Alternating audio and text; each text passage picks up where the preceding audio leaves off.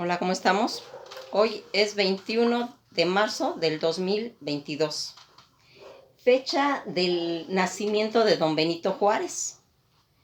Como ya muchos sabemos y lo hacemos ya como una especie de ritual cada año para recordar que nació el 21 de marzo de 1806 en San Pablo Guelatao, Oaxaca.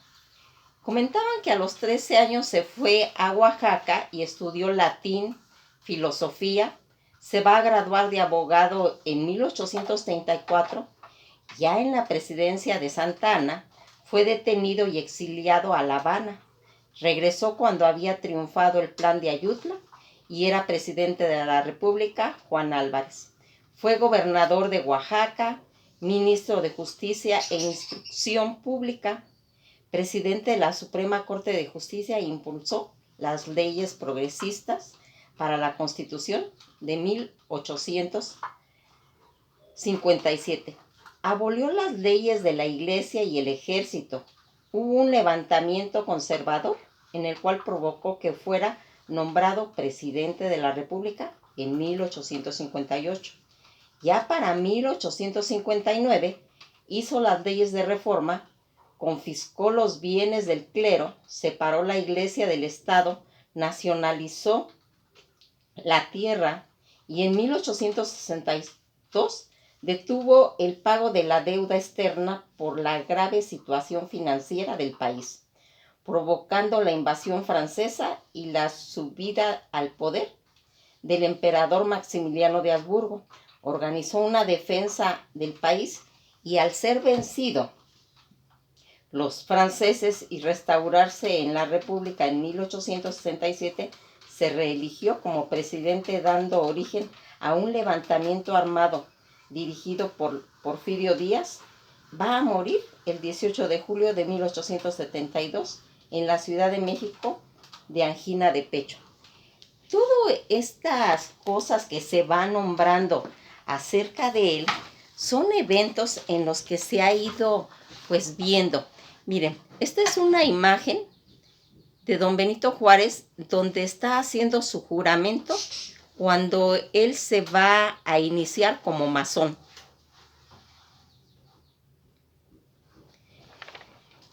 Por lo cual, todas las logias masónicas en este día se hace como un homenaje. Esta fotografía es un homenaje que se le hizo en León, Guanajuato, en el Palacio Nacional.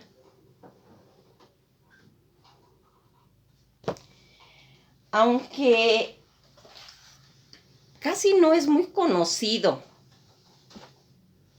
el aspecto masónico que tiene Benito Juárez,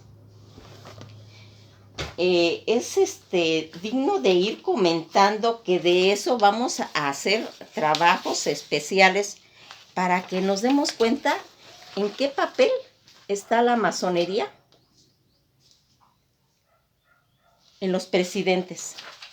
Fíjense en que así como dimos a grandes rasgos cosas de él, también vamos a poder comentar que ese equilibrio económico que se estaba haciendo y ejecutando en todas esas obras públicas, en los caminos de reconstrucción del Palacio de Gobierno, tanto en fundaciones de escuelas normales, levantamiento de la carta geográfica del plan de toda la ciudad de Oaxaca, va a ir reorganizando las guardias nacionales y dejando ascendentes en el tesoro. Al volver Santa Anna al poder, muchos liberales, entre ellos Juárez, fueron desterrados. Juárez fue a Nueva Orleans, donde sin descuidar sus actividades políticas, desempeñó diversos oficios para ganarse la vida. Mientras tanto, en México se proclamaba el plan de Ayutla, que desconocía totalmente a Santa Anna. Fíjense que una de las anécdotas que se comenta, que cuando Juárez estuvo en ese exilio en Nueva Orleans, él trabajó en empacar tabaco, empacaban los puros, pero él en realidad su función principal era de lecturista. ¿Cómo es esto? Miren, Cuando estaban empacando los puros tanto en Cuba como en las plantaciones de tabaco, había una persona que se dedicaba a leerles libros enfrente de todos los trabajadores que estaban ejecutando pues su trabajo de empacar el tabaco, y Juárez fue una de las personas que participó en ese tipo de situaciones. Aquí todo ese trámite que habíamos comentado de la suspensión de pago a la deuda externa decretada por Juárez tensó pues el clima prebélico. Todas estas relaciones con Francia, con la Gran Bretaña y con España, y el convenio de la Soledad harían que se apaciguaran todos los ánimos de los españoles y de los británicos. Y si bien Francia se decidió a intervenir militarmente, que eso ocurrió en 1864, ocupando la Ciudad de México, los invasores proclamaron al archiduque Maximiliano de Austria como un emperador en México. La situación bélica obligaría a Juárez a extender sus poderes presidenciales para contrarrestar la ofensiva francesa. Y así el triunfo lo situó en Querétaro en 1867. Acabó con el fusilamiento de Maximiliano el 19 de junio en el Cerro de las Campanas, reelegido nuevamente presidente, y su mandato, conocido innumerables situaciones que se arreglaron en ese momento. Fíjense en que aquí les contaré una historia.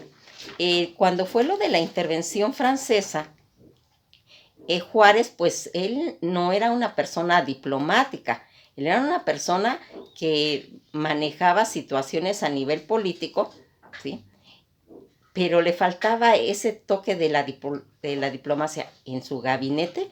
Como lo hemos expresado en muchas ocasiones, había cada personaje que era digno, como que imagínense que fueran artistas y que pasaran por una pasarela. Todos eran de primera clase, todo ese gabinete que estaba en el periodo de Juárez.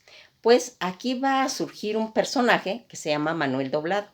Manuel Doblado va a ser comisionado porque él tenía esa cualidad, la diplomacia. Y entonces, cuando se niegan a hacer el pago de la deuda externa, pues se vienen esas tres potencias que es España, Francia y Inglaterra. Se logra hacer un acuerdo entre España e Inglaterra y se retiran sus barcos, pero Francia no aceptó.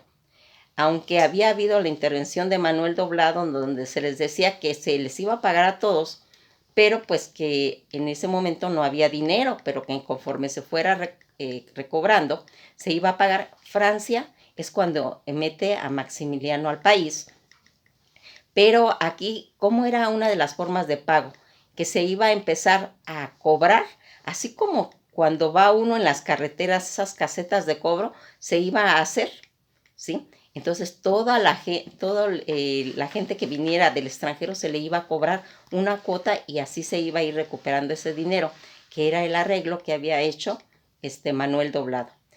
Pero ellos pues aprovecharon, los franceses, para meter a Maximiliano de Habsburgo.